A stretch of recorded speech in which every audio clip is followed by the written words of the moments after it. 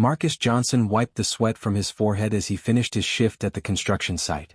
The sun was setting, painting the sky orange and pink.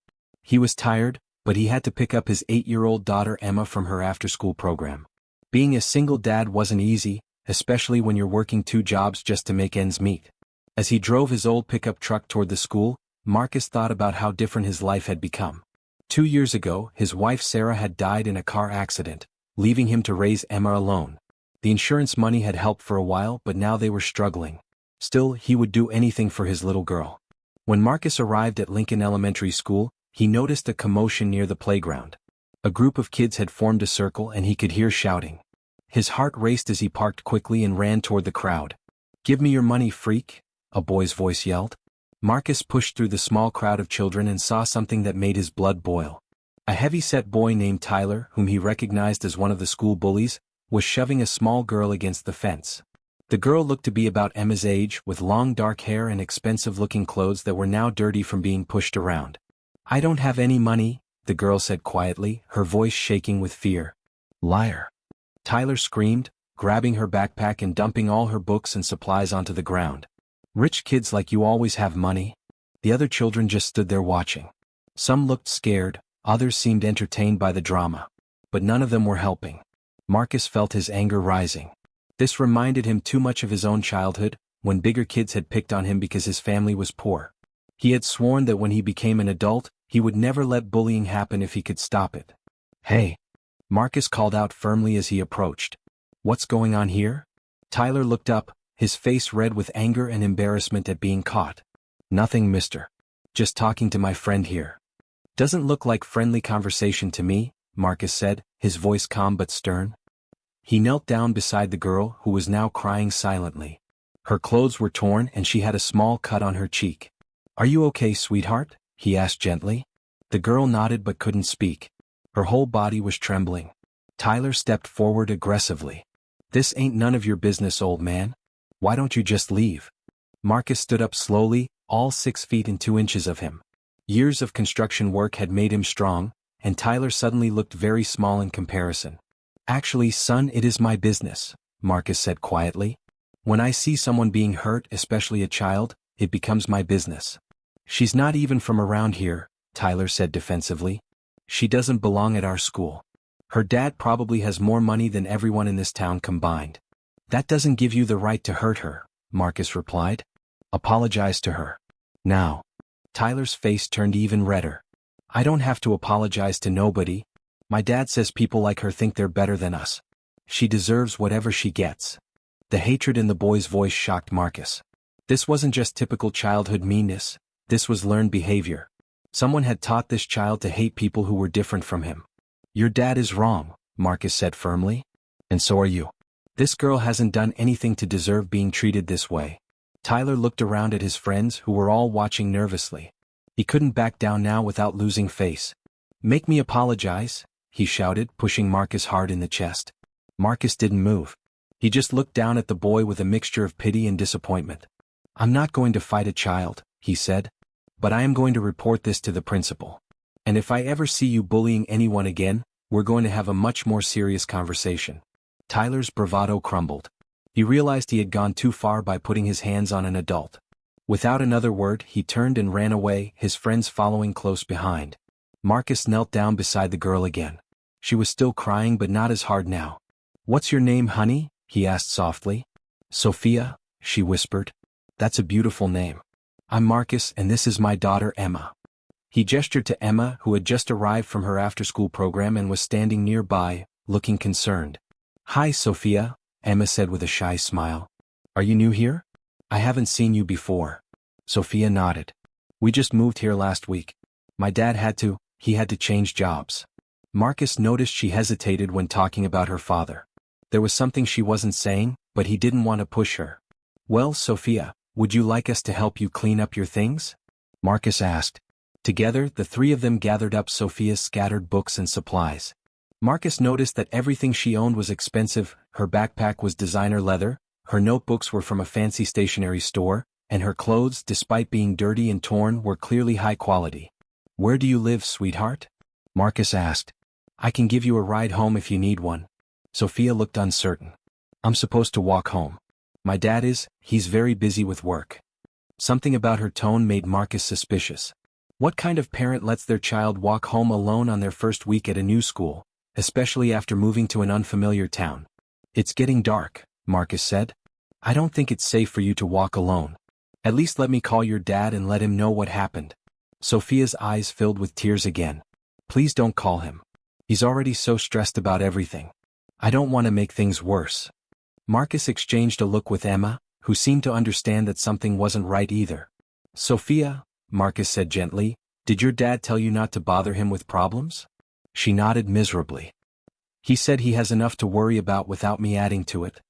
He said I need to learn to handle things on my own. Marcus felt his heart break a little. This poor child was not only dealing with bullies at school, but apparently had no support at home either. Listen to me very carefully, Sophia, he said, placing a gentle hand on her shoulder. What happened to you today was not your fault. You did nothing wrong. And you should never have to handle bullies on your own. That's what adults are for. But my dad said dash. Your dad is wrong, Marcus interrupted, though his voice remained kind. Every child deserves to feel safe and protected. That's not asking too much, that's just basic. Emma stepped closer to Sophia. Would you like to come to our house for dinner? My dad makes really good spaghetti. Marcus was surprised by his daughter's invitation, but he smiled approvingly. Emma had inherited his compassionate nature. I don't know, Sophia said uncertainly. My dad might worry if I'm not home.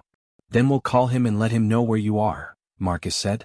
But right now, you look like you could use a friend and a good meal. Sophia looked between Marcus and Emma, and for the first time since the incident she smiled slightly. Okay, she said quietly. Thank you. As they drove to Marcus's small house on the other side of town, Sophia sat quietly in the back seat next to Emma. The two girls whispered to each other, and Marcus was pleased to see Sophia starting to relax. Their house was modest, a two-bedroom rental in an older neighborhood. The paint was peeling slightly and the yard needed work, but Marcus kept it clean and comfortable. It was nothing like what Sophia was probably used to, but it was home. Dad, can Sophia see my room? Emma asked as they walked inside. Of course, sweetheart. Why don't you show her around while I start dinner? As the girls went upstairs, Marcus pulled out his phone. He realized he didn't have Sophia's father's number and she hadn't volunteered it. He decided to wait until after dinner to address that issue. While cooking, Marcus could hear the girls laughing upstairs. It made him happy to hear Emma so excited about having a friend over. Since Sarah's death, Emma had become more withdrawn, and Marcus worried that she was too serious for a child her age. When they came down for dinner, Sophia looked amazed by the simple spaghetti and meatballs Marcus had prepared. This smells incredible, she said politely. It's nothing fancy, Marcus replied, setting plates on their small kitchen table. Just comfort food. As they ate, Marcus noticed that Sophia seemed to savor every bite, as if she hadn't had a home-cooked meal in a long time. Sophia, he said carefully, can you tell me your dad's phone number? I really should let him know where you are. Sophia's face fell slightly. Could we wait a little longer? He's probably still in meetings. What kind of work does your dad do? Emma asked innocently. Sophia hesitated. He's in business. He has a lot of meetings and phone calls. Marcus sensed there was more to the story, but he didn't want to make Sophia uncomfortable by pushing too hard. Well, wherever he is, I'm sure he loves you very much, Marcus said. Sometimes adults get so focused on work that they forget what's really important. Do you ever get too busy for Emma? Sophia asked. Marcus looked at his daughter and smiled. Sometimes I have to work late and I hate it. But Emma is the most important thing in my life.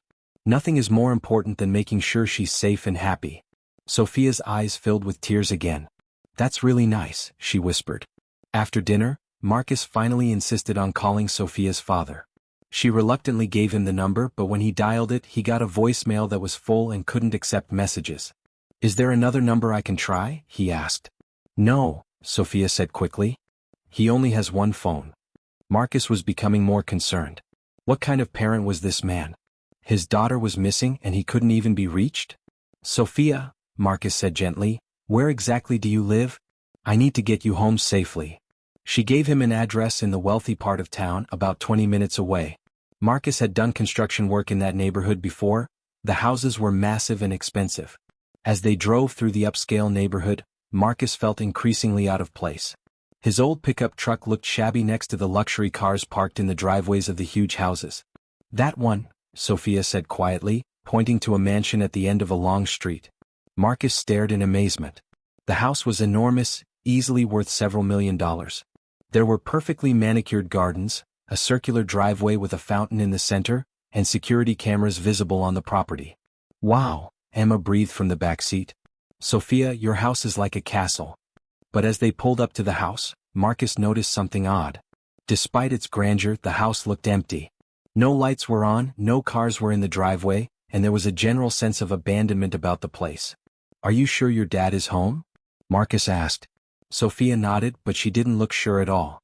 Marcus walked her to the front door, which was made of heavy carved wood and probably cost more than he made in 6 months. "Thank you for dinner," Sophia said softly. "And thank you for helping me today." "Anytime, sweetheart," Marcus replied. "And Sophia? If Tyler or anyone else bothers you again, you come find me, okay?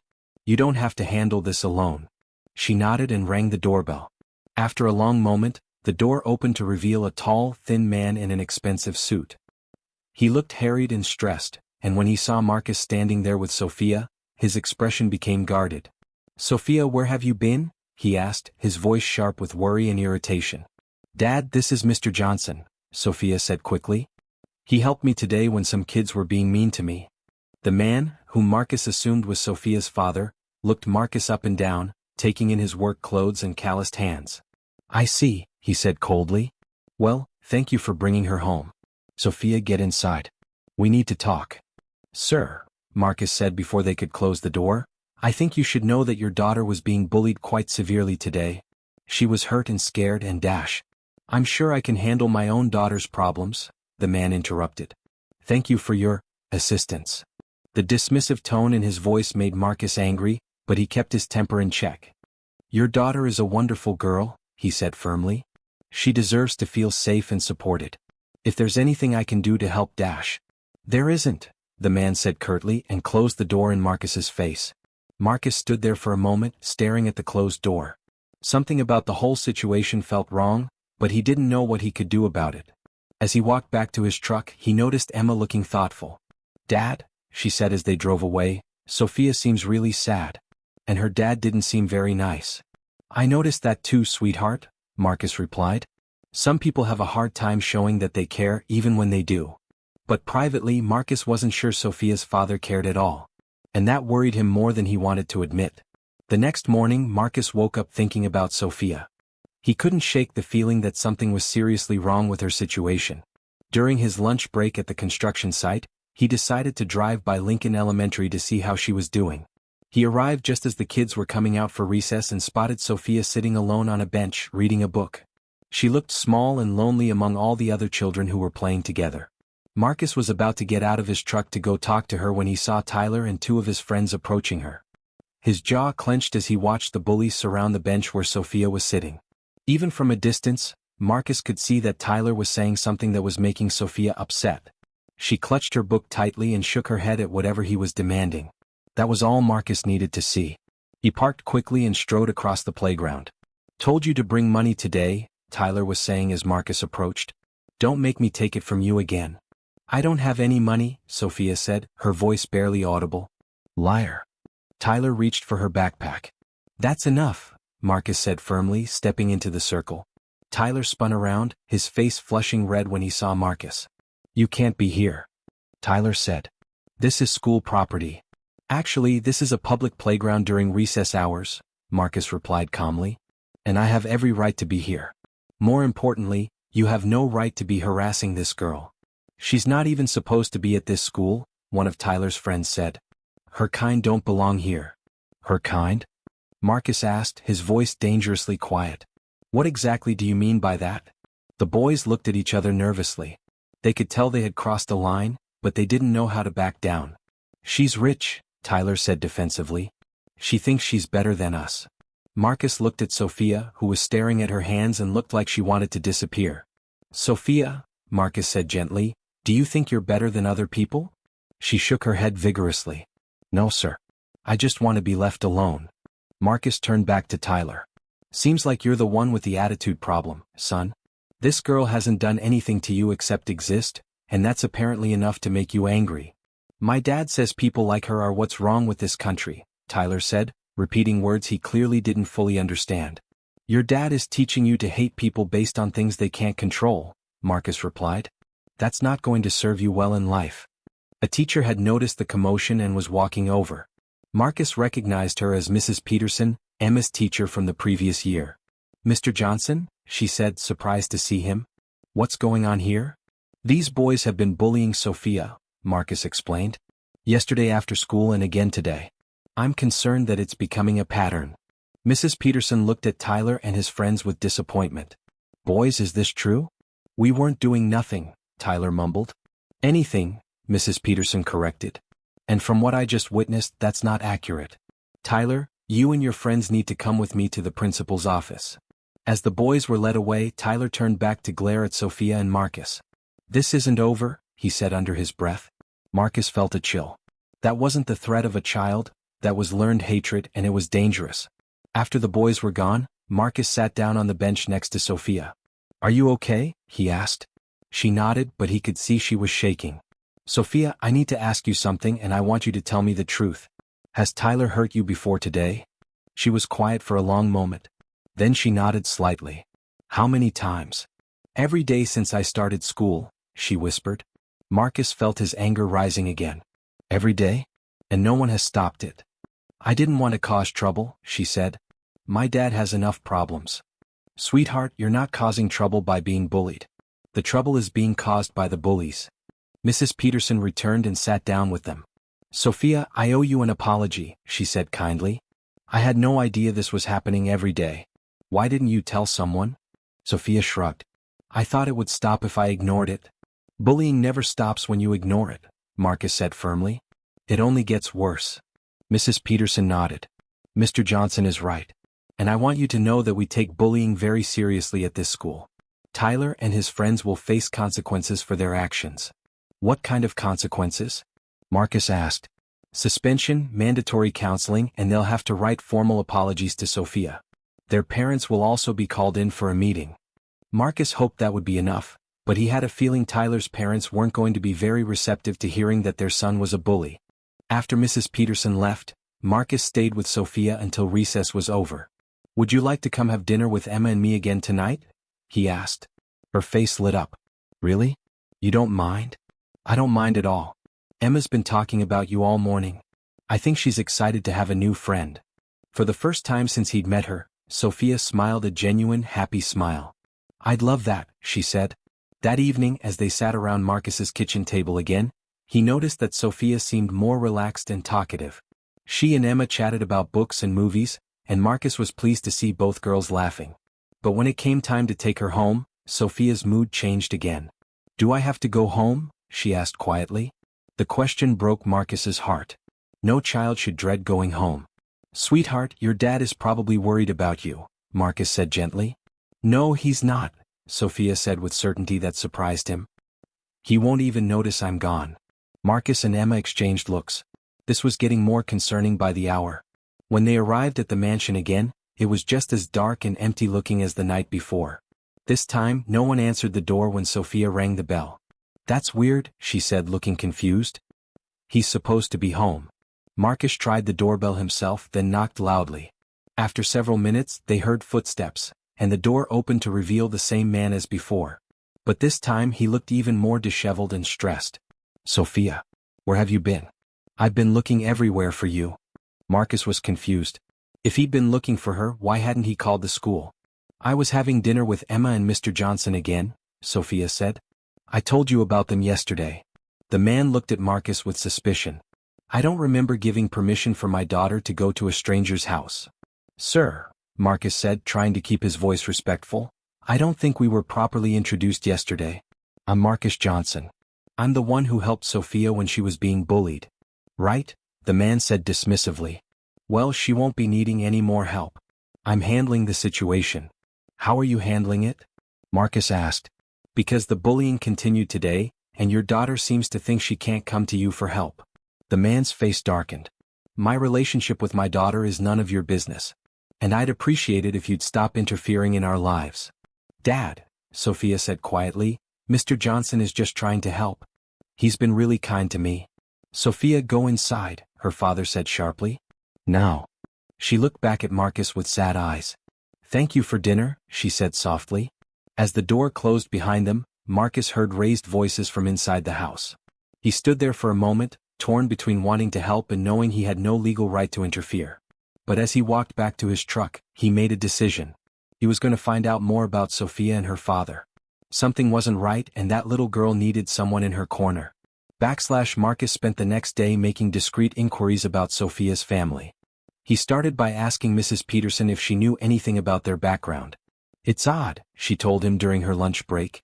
Sophia's enrollment paperwork was filled out very hastily, and some of the information doesn't make sense. The address is correct, but the phone number goes to voicemail, and the emergency contact information is incomplete. What about her previous school records? Marcus asked. That's the strangest part, Mrs. Peterson said. According to her file, she was enrolled in a very exclusive private school in New York City. The kind of school that costs more per year than most people's salaries. Why would a family move from that to our little public school? Marcus was wondering the same thing. That evening he decided to do some research online. He didn't have much to go on, just Sophia's first name and the address of the mansion. What he found shocked him. The mansion belonged to the Rosenberg family, one of the wealthiest families in the state. According to recent news articles, the family had been living in Europe for the past year while the father, David Rosenberg, dealt with some serious financial and legal troubles. But that wasn't the most shocking part. As Marcus dug deeper, he found a news article from 3 weeks ago with a photo that made his blood run cold. The headline read, "Missing European Princess Found Safe After Kidnapping Scare." The photo showed a young girl with long dark hair and familiar sad eyes. It was Sophia. But according to the article, her name wasn't Sophia at all. It was Princess Elena Maria Rosenberg of Montenegro, and she was the daughter of Prince Michael and Princess Isabella. She had been missing for 2 weeks before being found safe with family friends. Marcus stared at the screen in disbelief. The little girl he had been trying to help wasn't just wealthy, she was royalty. And if the articles were accurate, she might not be safe at all. With shaking hands, Marcus called the FBI tip line mentioned in one of the articles. I think I found Princess Elena, he told the agent who answered. 2 hours later, FBI agents were at Marcus's door. He told them everything about finding Sophia being bullied, about her apparent fear of going home, about the man claiming to be her father who seemed more concerned with secrecy than with his daughter's well-being. The man you've described doesn't match Prince Michael, Agent Sarah Collins told him. We believe the princess may have been taken by someone claiming to be a family friend. Her parents have been frantic with worry. Marcus felt sick. She's been going home to her kidnapper every night, and I've been delivering her to him. You couldn't have known, Agent Collins assured him. And your intervention may have actually kept her safer. If he thought people were paying attention, he probably wouldn't have hurt her. What happens now? Marcus asked. We're going to set up surveillance on the house. When you pick her up from school tomorrow, act normal. Don't let her know anything has changed. We'll handle the rest. Marcus barely slept that night. He kept thinking about Sophia, Elena, and how scared and alone she must have been. No wonder she had seemed so sad and desperate for kindness. The next day at school, Marcus watched from his truck as Elena came out for recess. She looked around hopefully, and when she saw him, her face lit up with the first genuine smile he'd seen from her. Mr. Johnson, she called, running over to the fence. I was hoping you'd come by. How are you doing today, sweetheart? He asked, his heart breaking at having to pretend everything was normal. Better, she said. Tyler wasn't at school today. I think he got in trouble. Good, Marcus said. You deserve to feel safe at school. Mr. Johnson, Elena said quietly, can I tell you something? Of course. I don't think the man I'm staying with is really my dad, she whispered. Marcus felt his heart stop. What makes you say that? He doesn't know things about me that my real father would know. Like my favorite color or that I'm allergic to strawberries. And he keeps calling me Sophia, but that's not my real name. Marcus knelt down so he was at her eye level. Elena, he said softly. Her eyes went wide. How did you know my real name? Because I know who you really are, princess. And I know your real parents are looking for you. Tears filled her eyes. They are? I thought maybe they didn't want me anymore. They want you very much, Marcus said firmly. And they're going to get you back today. Just then, Marcus saw FBI agents moving into position around the school. Agent Collins approached the fence. "Elena," she said gently, showing her badge, "I'm Agent Collins with the FBI. We're here to take you home to your real parents." Elena looked confused and scared. "What about the man at the house?" "He's going to be arrested," Agent Collins explained. "He's been lying to you. Your real parents never stopped looking for you." Elena turned to Marcus. "Will I still be able to see you and Emma?" Marcus felt tears stinging his eyes. "I don't know, sweetheart. You're going to go back to your real life now. But I want you to remember that you're strong and brave, and you deserve to be treated with kindness and respect. Always. Thank you for helping me," she whispered, hugging him tightly. "Thank you for making me feel safe." As Agent Collins led Elena away, Marcus saw her turn back one more time. "Tell Emma I'll miss her," she called. Marcus nodded, unable to speak past the lump in his throat. That evening, Marcus watched the news with Emma as reporters covered the dramatic rescue of Princess Elena and the arrest of her kidnapper, who turned out to be a man named Robert Hayes, a former employee of the royal family who had been fired for embezzling money. "Dad, that's Sophia," Emma said excitedly. "But they're calling her a princess." "That's because she is a princess, sweetheart," Marcus explained. "Her real name is Elena, and she was taken from her family. That's why she seems so sad and scared." "Is she going to be okay?" Emma asked worriedly. "I think so. She's with her real parents now." But Marcus was worried too. Elena had been through a traumatic experience, and he hoped she would get the help and support she needed to recover. The next morning, Marcus was surprised to receive a phone call from Agent Collins. "Mr. Johnson, Princess Elena's parents would like to meet you. Would you be available to come to the hotel where they're staying this afternoon?" Marcus's heart raced. "Of course. Is Elena okay?" "She's doing well, considering everything she's been through. She's been asking about you and Emma constantly." That afternoon, Marcus put on his best shirt and drove to the luxury hotel downtown. He had never felt more nervous in his life. He was about to meet actual royalty. Agent Collins met him in the lobby and escorted him to a private suite. When the door opened, Marcus saw Elena, still looking small and fragile, but with a brightness in her eyes that hadn't been there before. "Mr. Johnson," she cried, running to hug him. Behind her stood a tall, elegant man and a beautiful woman, both dressed in expensive but understated clothing. These had to be her real parents. "Elena has told us so much about you," the woman said, approaching with tears in her eyes. "I'm Princess Isabella, and this is my husband, Prince Michael. We cannot begin to thank you for what you've done for our daughter." Marcus felt awkward and out of place. "Your Highnesses, I just did what anyone would have done." "No," Prince Michael said firmly, his English accented but perfect. "Most people would have looked the other way. You chose to get involved even when it was inconvenient and potentially dangerous for you." "Elena told us how you stood up to her bullies," Princess Isabella added. "How you made her feel safe and welcome in your home. How you treated her with kindness when she had no one else." Elena tugged on Marcus's shirt. "Tell them about Emma. And how you make the best spaghetti in the world." Marcus smiled. "Emma is my daughter. She's 8 like Elena."